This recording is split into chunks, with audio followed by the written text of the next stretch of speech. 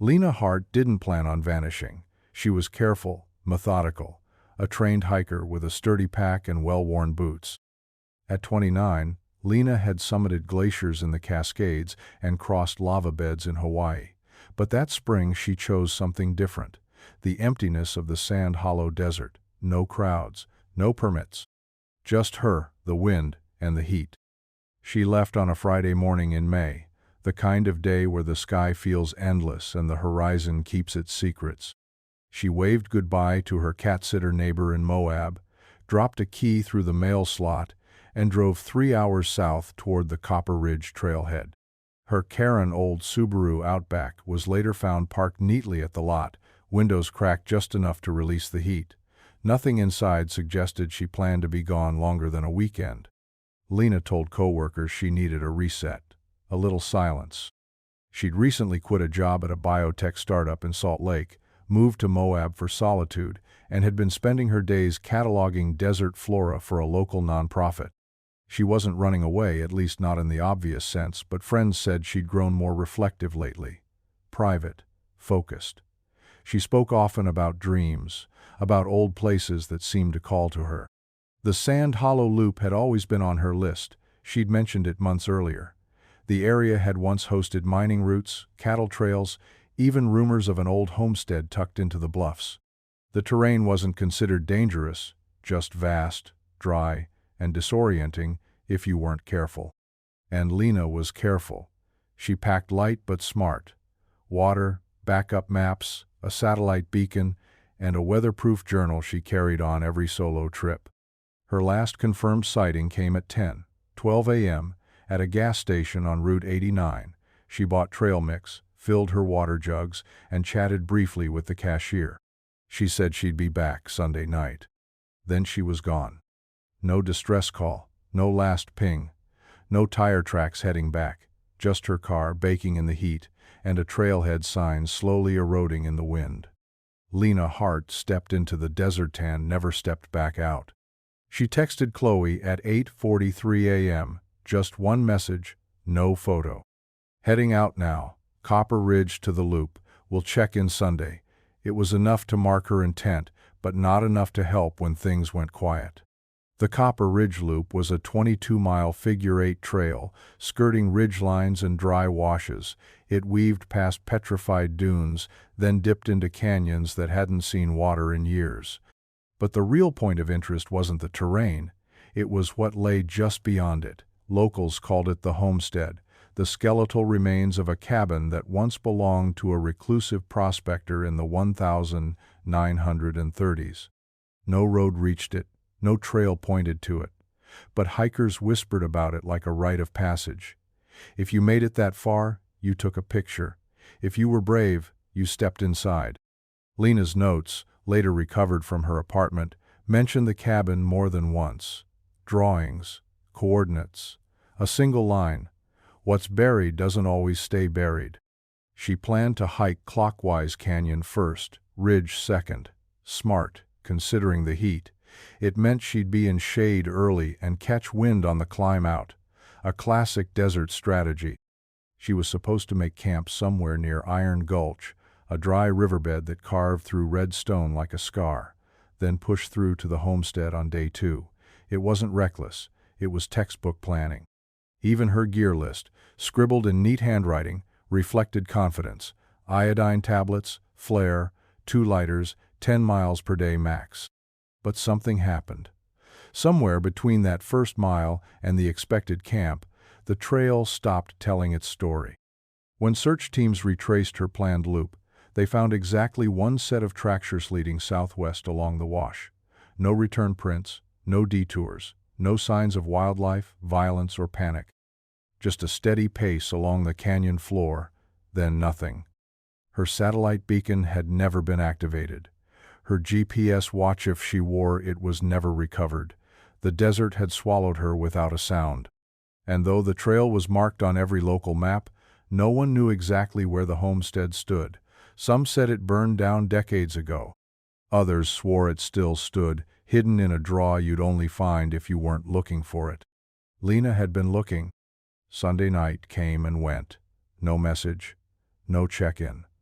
Chloe Hart waited until midnight before telling herself Lena was probably just out of signal, but by dawn the unease had sharpened. Her sister was punctual to a fault. Text sent at 7:03 a.m. went unanswered. By 8:12, calls went straight to voicemail. At 9:40, Chloe filed a missing person report with the Moab Police Department. The first ranger reached Copper Ridge Trailhead at 11:22 a.m. Monday morning.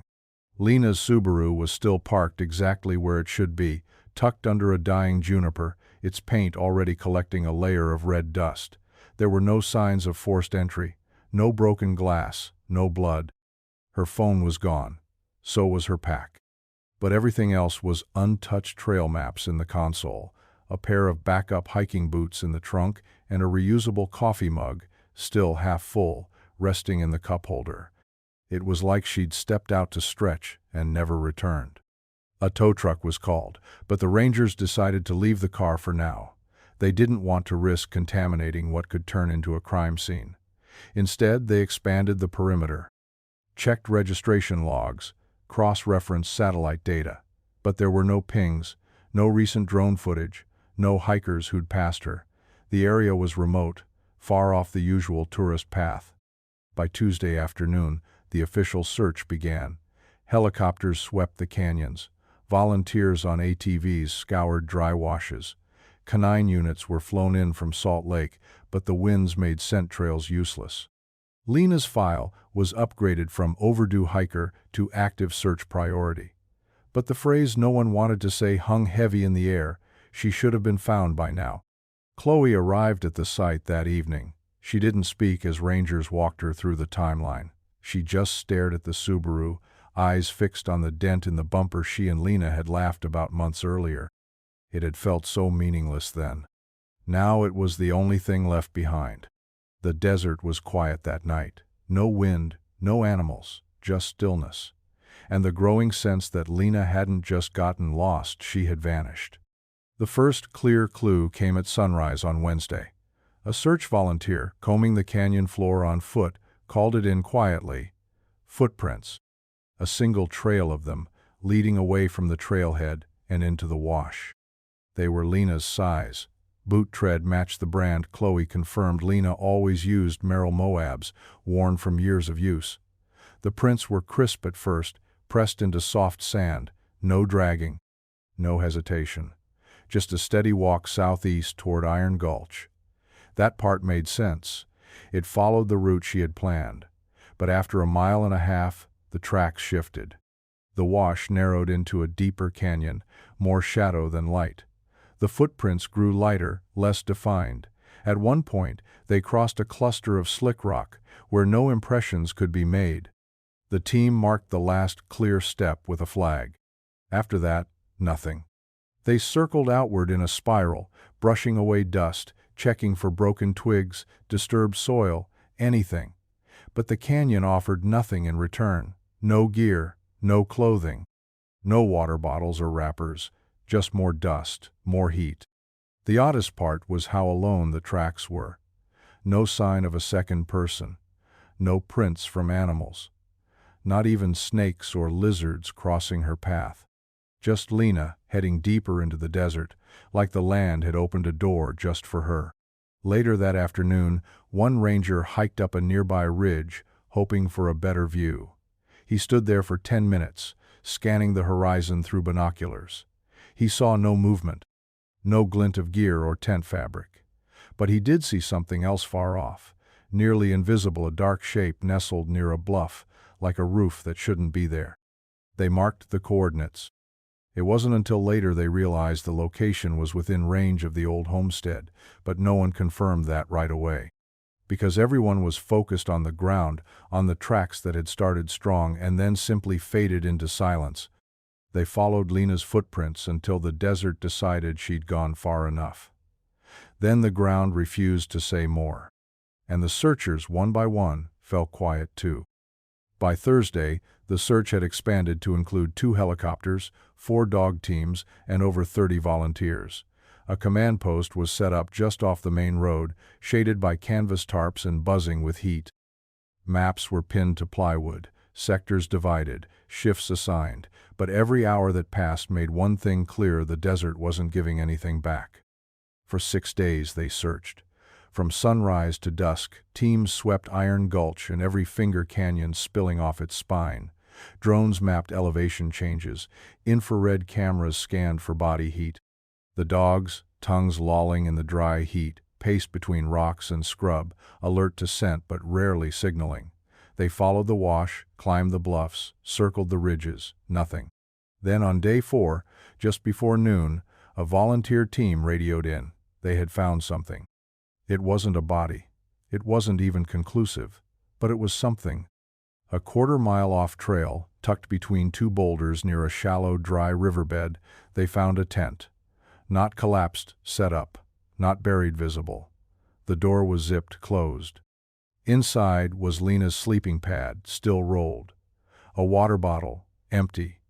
Her small camp stove unused. No backpack, no food, no notebook, no sign of a struggle. Just a tent, clean and eerily undisturbed, like it had been set up but never used. And around it no footprints. The tent was confirmed as hers by serial number. It matched the brand and color she was last seen carrying. Chloe stood inside it the next day, staring at the sleeping pad as if it might offer a clue. "She set this up," she whispered, and then walked away. But walked where? No trail led from the site. The sand held no impressions. Even the wind, which should have left drifts around the tent, had been quiet. The theory on site was simple. Lena set up camp, then changed her mind. Or maybe something changed it for her. But without a trail, a sign, or even a broken twig to follow, the team hit a wall. 6 days in, the official search stalled. Air support was pulled back. Dog teams were reassigned. The canyon kept its silence, and Lena was still missing. Once the official search paused, speculation surged in to fill the vacuum. At first, it was whispers, campfire talk, ranger station rumors. Then it spread, online forums, missing persons blogs, even local radio. Everyone had a theory, none of them agreed. Some were practical. She got turned around, misread her map, maybe chased a mirage of water that didn't exist. Desert disorientation wasn't rare, sunlight and shadow played tricks. Maybe she collapsed from heat stroke, wandered into a crevice, or fell where no one thought to look. Others thought differently. She was smart, Chloe insisted. She wouldn't just vanish, she knew what she was doing. That's when the darker theories began. Was she taken? The nearest road was miles away, but not impossible. Desert towns nearby had long stretches of nothing, easy places to disappear or be disappeared. Some pointed to the tent. Why set it up, then leave without a trace? Why no drag marks, no fight, no gear left behind? Then came the ones who didn't think she was a victim at all. Lena wanted to disappear, they said. She'd been unhappy, restless, looking for something. Her journals, those found later in her apartment, spoke in riddles, dreams of cabins, notes about stepping away from noise. One entry from the week before she left. "It's not running away if you're running towards something." Was the homestead real? Did she find it? Theories spiraled. A cult, a recluse, a hidden shelter in the rocks. Some said the cabin in the desert wasn't just a relic, it was a door. Others claimed the land itself swallowed people who wandered too far. That Lena hadn't left. She'd crossed over. Chloe rejected all of it. She clung to logic, to facts, to the outline of Lena's plan scribbled on a post-it in her kitchen. "She didn't leave me," she told reporters. "Something happened out there." But even she had doubts late at night, alone, replaying the last text, so short, so final.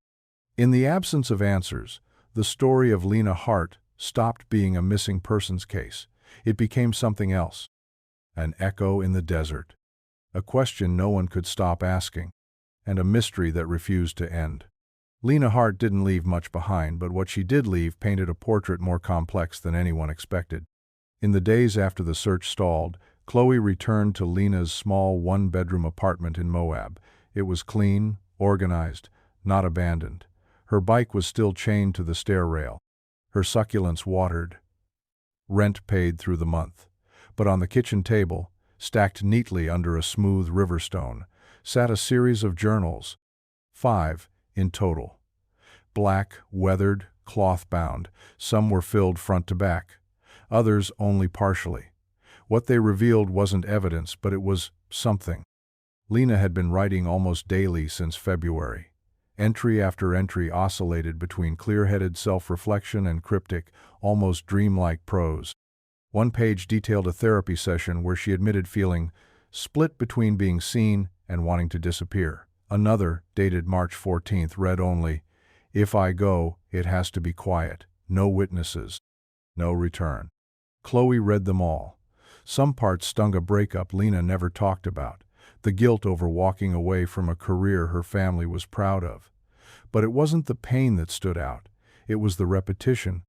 Sketches filled the margins, not of people, not of places she'd been, but of structure-sold cabins with slanted roofs, smoke curling from invisible chimneys, doorways framed by jagged cliffs, each one different, but always the same shape, always alone. And symbols, repeated over and over like she was trying to remember something from a dream. A triangle nested in a circle, a crooked tree, a single open eye drawn beside the word arrival. One page, almost torn out, had just 3 lines. "I've seen it now. It's real. And it's waiting." Chloe read that line again and again. Some thought Lena was unraveling. Others thought she was creating something her own mythology. But to Chloe, it wasn't madness. It was intent. She had been looking for something in that desert. And maybe, just maybe, she found it. Locals say the desert doesn't forget. It just waits. 12 miles from the Copper Ridge Loop, far from anything marked, there's talk of a cabin. Or, what's left of it. Burned down, some say, in the 1950s. Others claim it was earlier. No one agrees on the date, only the outcome. They call it the Holloway Place, named after a prospector who vanished long before the land became park territory. All that remains is the foundation-charred timber sunk into hard clay. But those who've gone looking say there's more. A chimney that shouldn't still be standing, a doorframe without a door, and symbols scratched into the rock-deep, crude carvings that don't match anything historical. One ranger described them as wrong, like someone had tried to copy something they didn't understand. No official map lists the site. Tour guides don't mention it. But hikers, especially those who stray too far, know the stories. A group of college students claimed to stumble upon it in 2004. They swore the air was colder there. Dead still. Like the desert had paused. One said she heard a voice. Another got sick and refused to talk about it again. They never found the spot on a second trip. Old-timers say the cabin was built too close to a dry fault line, cursed land where nothing rooted, a place where livestock wouldn't graze and compasses spun useless. One man, a former guide, said he tried camping there in the 80s, woke up a mile away from his gear, barefoot, without memory of how he got there. Officially, it's not real. Not on park records. But then again, a lot of things in the desert aren't. Lena had mentioned it once in passing back when she first moved to Moab. Just a curiosity. "I want to see if it's real," she'd said. Sometimes the old things leave clues. After her disappearance, Chloe started pulling maps. Not the kind you buy. The kind that hikers sketch, share, whisper about. A line here, a mark there, always leading back to the same place. 12 miles southeast. Unnamed bluff. No trail, no sign. Just a cabin that shouldn't exist. And a sister who might have gone looking for it. It surfaced quietly. No headlines. No breakthroughs. Just a private email from a wildlife enthusiast who had heard about Lena's story on a local forum. He had set up several trail cameras in the Sand Hollow region, hoping to document cougars or rare fox sightings. One of them, facing east near a dry arroyo, had triggered 4 days after Lena vanished. The video clip was 8 seconds long, low resolution, grayscale. Nothing unusual at first, just brush swaying in the wind, the shimmer of heat rising from the rocks. Then at second 5, something moves in the background. A figure, barely distinguishable. Thin, upright, crossing left to right. It's distant, so much so that it could have been anything. A trick of shadow, a warped reflection from heat, but frame by frame it holds shape. A human silhouette, not bulky like a hiker with a pack. No visible gear, just arms at the sides, steady steps. The timestamp read 5:46 p.m., 2 hours before sunset. The location, roughly 9 miles from where Lena's tent had been found. Rangers reviewed the footage, enhanced it, analyzed pixel spread and contrast levels. Still no definitive ID, no face, no clothing detail.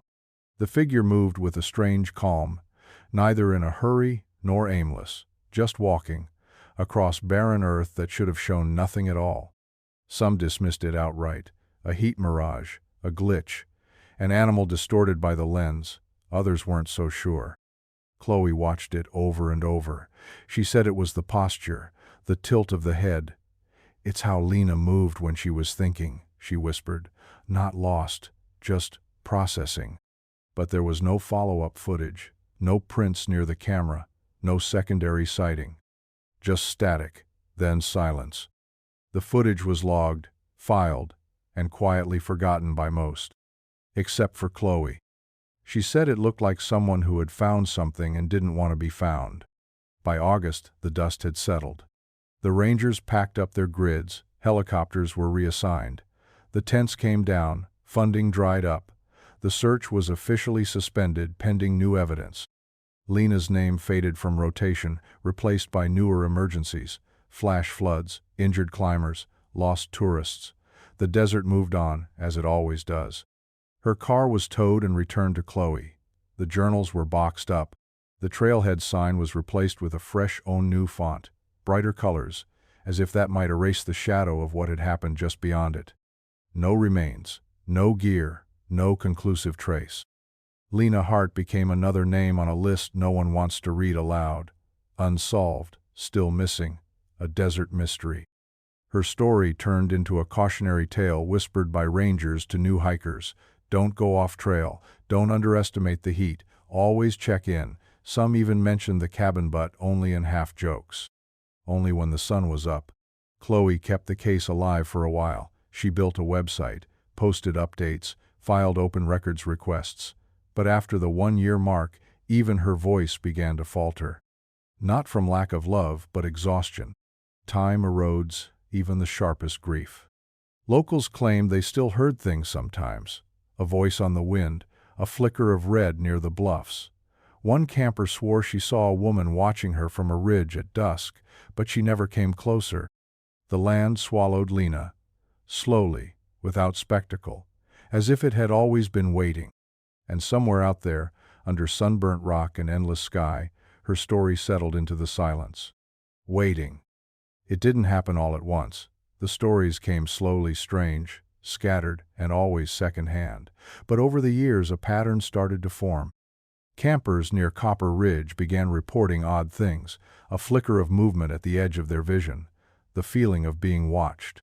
Lights, soft and wavering, too steady for firelight, too erratic for flashlights. They'd blink, and the glow would vanish behind a rock outcrop or sink into a wash that no longer had a trail.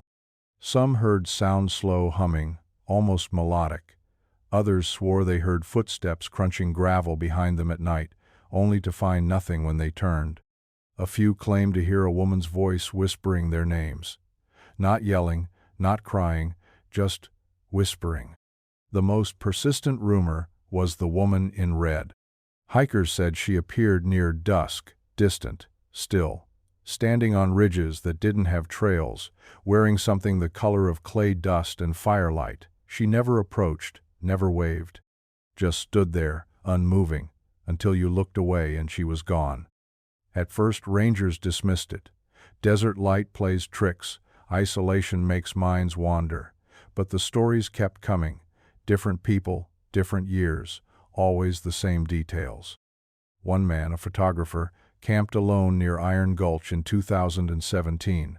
He woke just before dawn to find a set of small footprints around his tent, not animal, human, barefoot. But the prints didn't lead to or from the site. They just appeared. He packed up before sunrise and never came back. A father and daughter reported hearing singing while hiking near the old cattle markers. No words, just a voice. Soft, female. When they stopped to listen, the song ended. When they walked again, it started back up. Locals started avoiding certain areas. Rangers quietly removed unofficial trail markers. Drones occasionally lost signal when flying too close to the bluffs near the old homestead coordinates. And through it all, one name began to resurface in whispers. Lena. Not as a missing person anymore. As something else. While the desert fell quiet, Chloe Hart never did. She couldn't. Not while Lena was still out there or whatever was left of her. For months after the official search ended, Chloe kept pushing. Emails, phone calls, press inquiries. Most went unanswered. Some were politely closed. Others never opened at all. But silence didn't stop her. It redirected her. In 2018, Chloe launched a podcast, Where the Road Breaks. It wasn't just about Lena, at least not at first. It was about disappearances in the wilderness, desert myths, the gaps between mapped and unmapped. The first season was Lena's story. She told it from the beginning, voice steady, low, determined. Listeners were pulled in not by drama, but by the haunting stillness of it all. The footprints, the tent, the static video, the lack of everything else. Then she started collecting stories. Campers, hikers, ranchers. They wrote in with their own strange encounters. Sounds, lights, footprints. Chloe recorded their interviews, always asking the same questions. Where were you? What did you see? What did you feel? She didn't chase answers anymore. She chased patterns. One episode featured a man who hiked Copper Ridge in 2020. Said he found a pile of rocks that looked unnatural arranged in a spiral. In the center was a stone, etched with a single symbol, a triangle inside a circle. Chloe didn't tell him that Lena had drawn that same shape dozens of times in her journals. Another woman, camping with friends, reported seeing a red shape watching from a distance. She assumed it was a hiker until it stayed in the exact same position for nearly 2 hours. Chloe never speculated, never sensationalized. She let the stories speak for themselves. But in every episode, there was a pause, a moment where her voice dropped to a whisper, where you could hear it, that ache, that stubborn, exhausted hope. She still believed Lena was out there, somehow. Maybe not alive, maybe not in the way people understood. But out there, the podcast gained traction. A small community grew. They didn't talk about closure. They talked about presence. Lena hadn't left. She had just stepped somewhere the rest of them couldn't follow. It was late spring, 2019, almost 3 years after Lena vanished, when a solo hiker stumbled onto something no one expected to find. His name was Daniel Quaid, a geology student from Utah State. He'd been hiking the lesser-used parts of the Sand Hollow Range, mapping sandstone formations for a class project. Midday, just off a dry wash northeast of Iron Gulch, he paused beneath a low bluff to eat. That's when he saw them. A stack of papers, wedged beneath a cluster of flat stones. Not litter, not windblown. Tucked there intentionally, sealed in a clear zippered pouch, half faded from sun exposure. He almost didn't open it. But curiosity won. Inside, 6 handwritten pages, smudged, caked at the edges with red dust, ink warped from moisture. But the writing was still legible, tight, curved handwriting, half diary, half fragments. Dated July 31st, 7 days after Lena was supposed to return.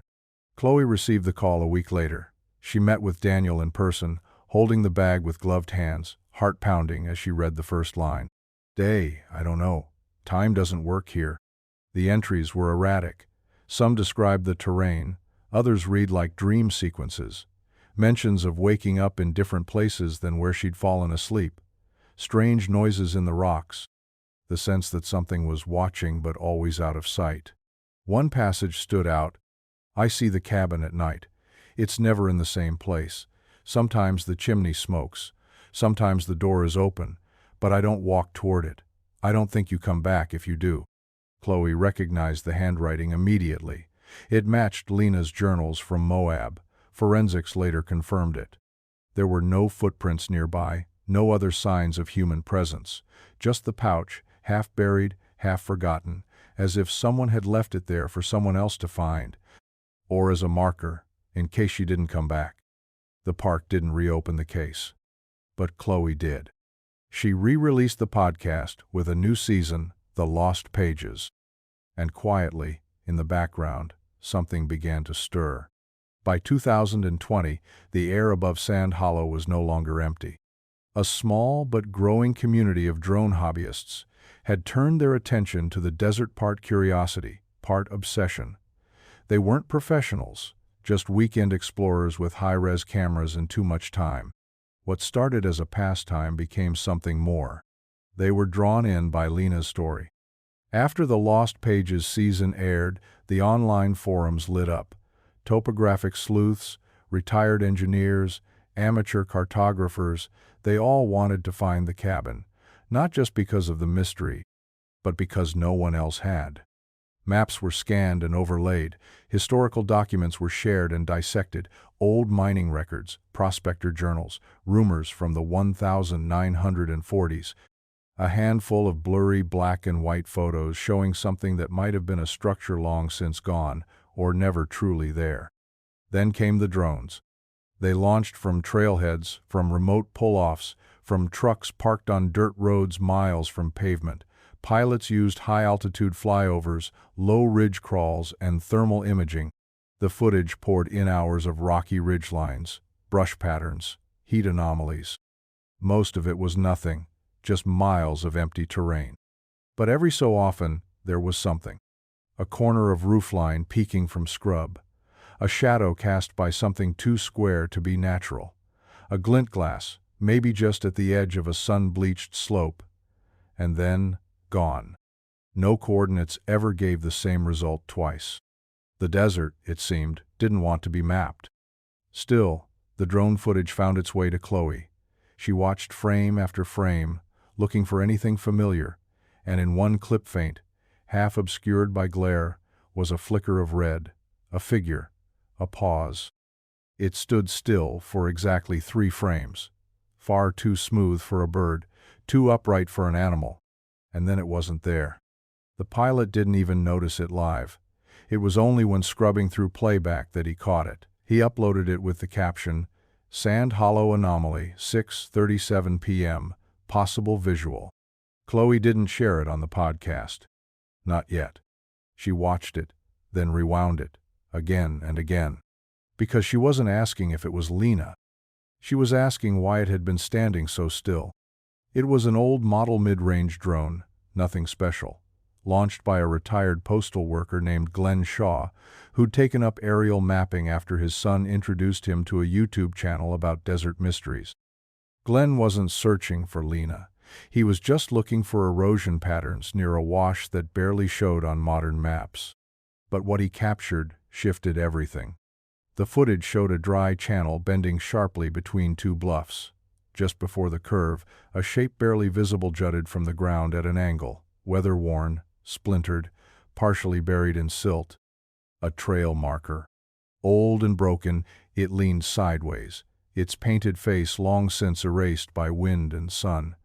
But its shape was clear, the remnants of a post, once upright, now forgotten.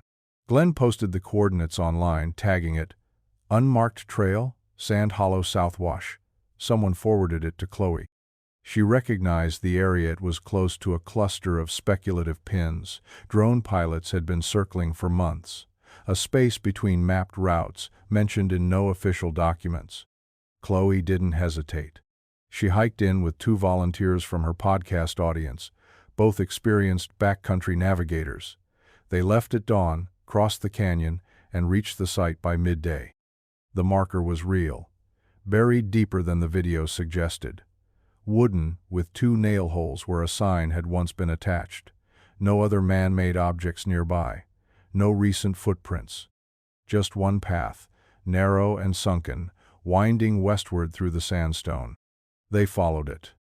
It didn't show up on GPS, didn't align with any topographic trail overlays, but it felt like a trail, worn, pressed down over time by something, feet, wheels, maybe both. And it was heading toward a bluff that, based on every guess so far, could have matched the rumored cabin location. 2 hours later, as the sun dipped and shadows stretched long across the basin, they saw it. A corner of roofline. Crooked, blackened, still standing. Chloe didn't speak. She just stared at it. Because whether or not it was the cabin Lena had drawn again and again, it was real. It shouldn't have been there. A roof held up by warped beams, charred siding, flaked and sun-bleached. A single chimney spine rising like a crooked finger from the ruins. The cabin was burned, but not gone. Damaged but somehow still intact, like the desert had tried to erase it and failed. They approached slowly. Every step forward felt like trespassing. The door had rotted off its hinges. Inside, the floor was half collapsed, warped with time. But enough remained to move carefully. A rusted bed frame, springs broken, a shattered lantern. Fragments of something that might have been shelves. And then, on the far wall, beneath a strip of peeled plaster, symbols. Carved directly into the wood. Circles within circles, an eye. The triangle nested inside a ring. The same symbols Lena had drawn in her journal, etched here with something sharp, deliberate. The grooves were deep, not random. Not weather-made. And old. Chloe stepped closer, hand trembling. She traced one symbol with her glove, the motion too familiar. She didn't say anything, didn't need to. They searched the rest of the room in silence, dust thick in the air, ash piled in corners. And then, near what might have once been a hearth, they saw it. Bones. Not scattered like from an animal. Arranged, gathered in a small stack, bleached white, partially buried under a collapsed beam. Not enough for a full skeleton, but enough to make their stomachs turn. They weren't deer bones. Later, officials would say nothing was conclusive. The bones were undetermined origin, no DNA pulled, no confirmation. But those who saw them, they didn't doubt. It wasn't just the structure, or the carvings, or the way the roof hadn't entirely caved despite years of exposure. It was the feeling, like the place had been waiting. Not forgotten, just hidden. And when Chloe stepped outside, blinking into the setting sun, she didn't look back. Because something about that cabin felt too still. Like someone or something was still inside. Watching, waiting. And now that it had been found, it might not stay quiet for long. They came in quietly, no press, no announcement. Just 2 unmarked trucks, 4 federal agents, and 1 forensic anthropologist flown in from Salt Lake. The park rangers who had once shelved Lena's file were now back on site, not because they believed she was there, but because the public had noticed. The podcast, the drone footage, the bones. Chloe wasn't invited to the excavation. She watched from a ridge nearby, notebook in hand, pretending to record ambient audio. No one stopped her. But no one spoke to her either. They roped off the cabin, marked every scrap of wood, photographed every carving on the walls. Then, slowly, they unearthed the bones. Bagged, labeled, sent off. For days, nothing. Then a statement, brief, clinical. Of the recovered fragments, one has been identified as human in origin. The remaining material is inconclusive. The individual has not been matched to Lena Hart or any other known missing person on file. That was it. No follow-up, no press conference, no next steps. The story never made the evening news. Chloe received an off-the-record call from someone who'd seen the internal report. The fragment was a clavicle, adult female, estimated to be in the ground for over a decade, no signs of trauma, no clothing or personal effects found nearby. It wasn't Lena. At least, not the part they could test. But it was someone. And if someone else had died out there beneath that cabin, beneath all that silence, then Lena's story wasn't just hers anymore. The desert had kept more than one secret. and it had just let one slip. The trees around the cabin shouldn't have grown that close, not in that soil. But somehow, a cluster of twisted junipers had rooted just behind the back wall, wind-beaten and brittle, their bark warped into ribbons by decades of sun and sand. It was there that Chloe saw them. Initials. Dates. Not fresh, not old. Just layered, like each person who found the place had needed to leave something behind. D. 1974. RJ plus MT 1981. Elena 1996. One, etched lower than the others, was just a spiral. No letters, just a shape, chiseled deep, almost gouged. But one carving stopped her cold. LH 2011. Clean, deep, a little too neat to be random. The year before Lena moved to Moab, the same initials. Chloe stared at it for a long time, hand hovering near the bark, not touching. Had Lena been there before? Was this trip not her first? Or had someone carved it for her? She took a photo, then another. The more she looked, the more the carvings began to feel deliberate. A language scattered over years, no pattern, no repetition, just marks left behind like breadcrumbs or warnings. Volunteers from the podcast started cataloging them. Dozens emerged over the next week. Some faded into bark growth. Others recent enough to still smell of sap. No one could explain how so many had passed through a place that supposedly didn't exist. No missing person records matched most of the initials. And no one claimed responsibility for the spiral. The desert, it seemed, had always been whispering. But now people were starting to listen. Chloe waited a week after the agents left. Then she hit record. The episode was called Cabin Found. It was quiet, focused, no music, no drama. Just her voice, steady and sharp. She laid it out in order: the forgotten path, the burned structure, the carvings, the bones. She didn't name names or speculate. She didn't have to. The world did that for her. Within hours of release, downloads spiked. By the next morning, her inbox was full. Former hikers, ex-rangers, people who swore they'd seen the cabin years ago, but had no proof until now. And one email stood out. No subject line, just a Dropbox link and a single sentence. "You're not wrong. Watch frame 1047. She clicked. The video began like hundreds of others, drone footage skimming over desert terrain, wide pans, long shadows, standard 4K footage with no sound. The camera glided east across a bluff that matched the coordinates near the cabin site. Wind kicked up dust. Shadows flickered between boulders. Nothing unusual. Until frame 1047. She paused. There, in the corner of the frame, barely visible through sun glare and distance, was a figure. Red, still, upright. Not walking, not waving, not moving. Just standing. Chloe pulled the timeline back. Pressed play. Frame by frame, the shape remained. 3 frames. Then gone. The next sweep of the drone showed only scrub. She rewound again. Same result. It wasn't a trick of the light. It had form. Edges. It wasn't a rock. And it was wearing something unmistakably red. Chloe sat still for a long time, staring at the freeze frame. She didn't share the footage yet. Instead, she recorded a short follow-up episode. Just her voice. "I've seen something. It's real. I don't know what it means yet, but it changes everything." She ended the episode with the words Lena had once scribbled in the margins of her journal. "I've seen it now. It's real. And it's waiting." The case file wasn't officially reopened. But something was. The footage was verified within 48 hours. The pilot, a software engineer from Flagstaff named Nico Adebayo, had been mapping erosion trails around the Sand Hollow cliffs when his drone caught the image. He hadn't noticed the figure until Chloe's email. He rewatched it in silence, then checked the metadata. The timestamp read 6:43 p.m., July 9, 2021. Exactly 5 years to the day after Lena vanished.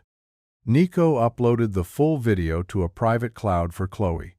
She brought in a visual analyst from the podcast's listener base, a cinematographer with forensic video experience. They ran stabilization, motion tracking, color balancing. It only got stranger. The figure stood in perfect stillness for exactly 1.8 seconds. No sway, no dust movement around it. The red was too vibrant to be random, a jacket maybe. A wrap. Something that caught the light just enough to glint in 2 frames. In the 3rd frame it seemed to turn slightly. And then it was gone. Not walked out of frame. Gone. Chloe didn't speak when the analysis finished. She just stared at the paused image, heart hammering. The posture, the profile. It was nothing more than a blur, but something in her gut twisted. Because she'd seen that stance before, in old photos, on hiking trails, at family barbecues. It looked like Lena. The podcast's audience erupted. Forums lit up. Theories spun faster than she could read them. Some said it was a hoax. Others claimed it was a ranger in outdated gear. A few whispered that it wasn't a person at all, but something watching, something copying. Still, Chloe waited. She uploaded a new episode simply titled The Capture. She described the footage, the analysis, the date, but she never said the name. Not once, not Lena, not aloud. Because naming it made it real. Instead, she asked a question. If someone disappears in the desert and they're still walking still there, do we still call them missing? The desert offered no reply. But something had been seen, and now it was watching back. The footage was sent to 2 labs, one in Oregon, one in Virginia. Both responded the same way. The file was raw, untampered, no edits, no insertions, no data anomalies. The image metadata was intact. GPS, timestamp, bitrate, all consistent. The woman appeared in exactly 3 frames. Not before, not after. Forensic analysts examined pixel density, shadows, even atmospheric distortion. They built 3D simulations of the terrain to map where light would have fallen that evening. The results were unsettling. The figure wasn't a trick of the lens. She cast a shadow narrow, elongated, falling toward the bluff's edge. She was 3-dimensional, standing still. What confused them most was how still she was. People move. Even when they think they're standing still, shoulders shift, hair flicks in the wind. But the figure in red held form with unnatural precision. No motion blur. No displacement in surrounding particles. Like the desert itself had paused around her. Chloe listened in on the analyst briefing via Zoom. She didn't speak. Just watched the cursor move back and forth across the timeline. 1045, 1046, 1047. Then gone. Each pause felt louder than words. The lead technician finally said it. It's not a reflection, and it's not nothing. No one could prove it was Lena. But no one could say it wasn't. Chloe released another podcast episode, just 3 minutes long. It featured the unedited audio of the briefing. Then her voice. Something stood there, not imagined, not guessed, seen. For 3 frames, the desert made room for something, and now we have to ask why. By morning, the footage had circled through media outlets and skeptic communities alike. Some called it proof. Others called it a glitch. But across all the noise, one truth held. Someone had stood where no one should have been. And it had been waiting to be seen. It came from a forum user named Delta Echo Anonymous. No profile picture, just a join date and a single post. I flew my drone in the same quadrant the same day, different altitude. Check timestamp 6:43. Something's there. Chloe opened the link, expecting another blurry mirage. But it wasn't blurry. It was from a higher elevation, lower sun angle. The frame sweep was slower, and in the middle of the shot, on the ridge there, she was. Same figure. Same red. But this time, she was facing the camera. Chloe froze the frame. The woman's outline was clearer, arms at her sides, hair loose, possibly damp. Head tilted not directly at the drone, but not away. It was as if she knew she was being watched, and allowed it, like she'd chosen that moment. Her face couldn't be identified, too much distance, too much sunwash, but her body language was unmistakable. Present. Calm. Still. Chloe messaged the drone pilot. He was real. A wildlife photographer from Colorado, just passing through Utah that weekend. He hadn't seen the figure live. Only found it later while compiling footage. He'd kept quiet, afraid no one would believe him. Now he wasn't alone. The two angles were synced, the timestamps matched to the second. The figure appeared from both sides of the ridge. 3 seconds. And then, gone.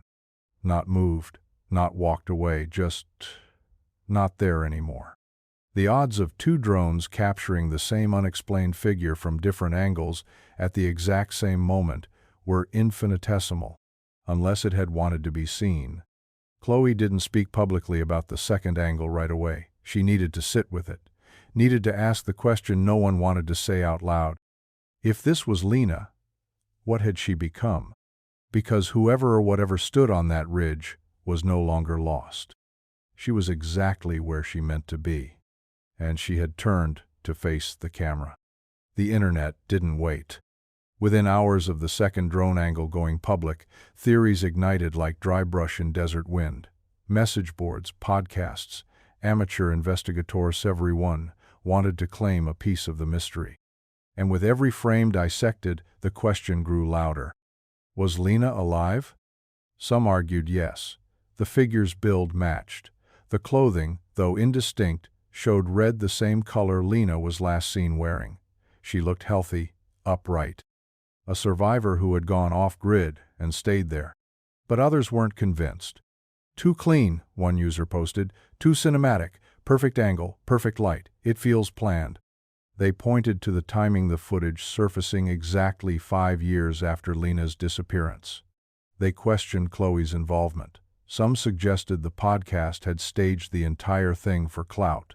That the cabin was planted, that the bones were faked, that Lena had never vanished, just vanished on purpose. Then came the darker theories.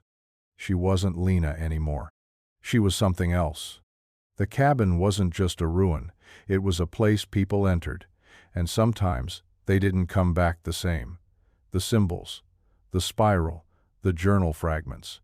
One Reddit post laid it out with chilling clarity. Time doesn't work there. People wake up miles away. That's not survival. That's transformation. Chloe didn't respond to the noise, not publicly, but privately, it rattled her. She rewatched the drone footage dozens of times. She knew Lena.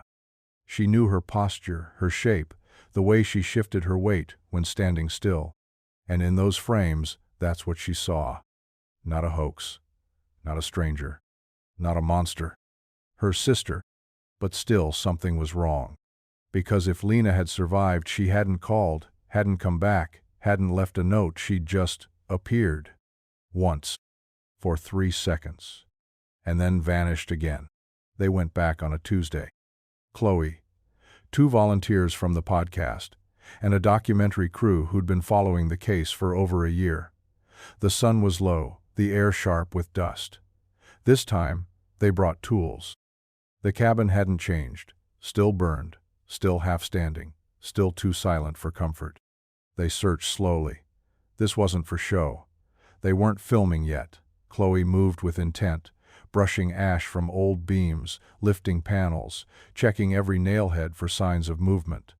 It was one of the volunteers, Jay, a retired electrician who found the panel. It clicked when pressed. Not loudly, just enough. Behind it, a hollow space in the wall, maybe 2 feet wide. Inside, wrapped in a sun-bleached scarf, were 2 objects. The first was a cracked plastic ID card. Lena Hart. The photo was old, pre-desert. Her eyes softer, her hair longer. It had warped slightly from heat, but was intact. The second was a phone, model 3 generations old, cracked screen, dead battery. They bagged both, gloved and careful. Chloe didn't speak. She just held the phone like it might breathe if given space. Back at camp, they examined the items in silence. The ID was real, verified. The phone showed signs of water exposure, but the SD card was still in place. They sent it to a lab for recovery. Chloe stared at the card for a long time that night. It hadn't been buried. It hadn't been dropped. It had been hidden, placed in a compartment someone took time to build, someone who didn't want it found easily, but also didn't want it gone, like a message left for someone specific. A breadcrumb. Proof. Theories erupted again. If Lena had died there, who had hidden her things? If she hadn't, why had she returned to hide them? Nothing about it made sense. Except one thing. She'd been in that cabin. And now, they weren't chasing theories anymore. They were chasing Lena's trail. And for the first time in years, it was leading somewhere. The phone took days to revive. Specialists removed the SD card and bypassed the battery, feeding power directly into the board. The screen never turned on, but the storage held. Corrupted, fragmented, but not empty. Most files were unreadable, static, frozen timestamps, a dozen garbled voice memos with no playback. Except one. A single, intact audio clip. 22 seconds long. It started with breathing. Shallow, uneven, too close to the microphone. Then shuffling fabric, maybe gravel, a brief metallic clink, then silence again, a long stretch of it. Just the sound of desert wind. Then, at the 15-second mark, a voice. Barely a whisper. They don't come during daylight. A breath. Only when it's quiet. And then, nothing. The file ended abruptly, no click, no stop, just cut. Chloe listened to it at least 50 times. The voice was Lena's, she was sure of it. But it wasn't the voice from before, not the voice from birthday videos or old voicemails. It was raw, strained, like she hadn't spoken in days. Experts couldn't explain the background noises, no animal sounds, no insects, no distant echoes, just that eerie quiet. It didn't match any known outdoor recording profiles. As if the soundscape itself had been emptied. Theories multiplied. Was Lena hiding? Hunted? Had she found a boundary, something she understood and was warning herself to obey? Some listeners dissected the recording to absurd degrees. One slowed it down and claimed to hear another voice under the whisper. Another sped it up and believed they heard a mechanical hum. But Chloe didn't need enhancements. She heard fear, not panic, not desperation, something colder, resigned, the kind that came after too much time alone when silence stopped being peaceful and started becoming presence. She added the clip to the next episode, unedited. She let listeners hear it for themselves. No commentary, no speculation. Just a voice from the desert, breaking through after years of silence, carrying a message no one knew how to interpret. Except maybe Lena herself, wherever she was now. The shelter wasn't on any map. It was found 2 miles east of the cabin by a search team grid-scanning drone coordinates. At first, it looked like nothing, just a rock overhang tucked between 2 sandstone ridges, but the ash circle gave it away. A fire ring, charred black, recently used. Inside the shallow alcove, they found a flattened bedroll, weathered but not ancient. Layers of sand brushed away revealed 2 unopened protein bar wrappers, a melted plastic lighter, and the remains of a small tarp that had once been strung as cover. The place didn't feel abandoned, it felt paused. Whoever had stayed there hadn't left in panic. There was no sign of struggle, no gear scattered. It had been organized, maintained. Survived in. Chloe crouched low, touching the tarp's edge with gloved fingers. She could still smell the smoke recent enough to linger in the rocks. She didn't say it aloud, but the others felt it too. She'd been here. Lena. Whether days ago, weeks, or months, no one knew. But it wasn't an old camp. The fire was too fresh, the debris too clean. Someone had lived here and, not long ago. The team photographed everything, cataloged it, then left the shelter untouched. Chloe sat alone for a while after they'd cleared out. watching the wind ripple across the sand, imagining Lena sitting where she now sat, quiet, watching, waiting for the daylight to stretch long enough to sleep without fear, because that's what the voice said. They don't come during daylight. Who were they? Chloe had stopped asking out loud. The answers weren't coming, but the trail was growing warmer. And for the first time, there was no question. Lena had survived. She had found a way to stay hidden in a desert that didn't let people hide. And if she had built a shelter once, maybe she had built more. It had been 12 years. 12 years since the last message. 12 years since Lena disappeared into a landscape that had swallowed dozens before her. But this time, Chloe wasn't there to chase ghosts. She was there to speak to one. She returned to the site with a small team, 2 rangers, 1 psychologist who specialized in trauma recovery, and no cameras. She requested it quietly, off the podcast, away from the noise. No one else needed to be there. Not for this. The desert felt different this time.